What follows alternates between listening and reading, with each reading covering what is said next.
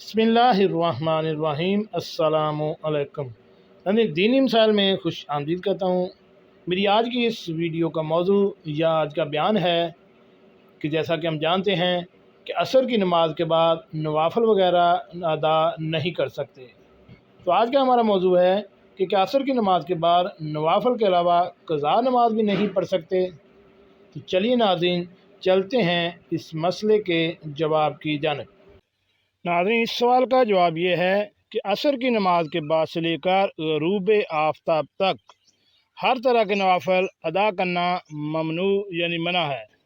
हाँ, अलबत्ता अगर कोई असर के बाद क़ज़ा नमाज़ों में से कोई नमाज अदा करना चाहता है तो वो सूरज की जर्दी माइल होने से पहले तक क़ज़ा नमाज पढ़ सकता है।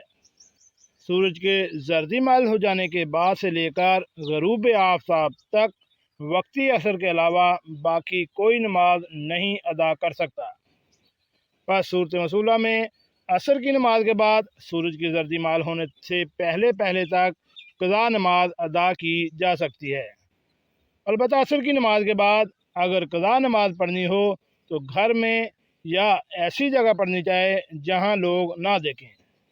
ये इसलिए है कि असर के बाद नमाज पढ़ता देखकर लोग समझ जाएंगे कि ये क़ज़ा नमाज है और जानकर बिला उज़र नमाज क़ज़ा करना गुनाह है और गुनाह का धार दुरुस्त नहीं है। इसी तरह लोगों को बदगुमानी का मौका ना मिले कि ये नवाफिल पढ़ रहा है।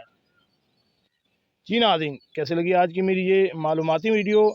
ऐसी मालूमाती वीडियो हासिल करने के लिए मेरे इस चैनल दीनी मसाइल को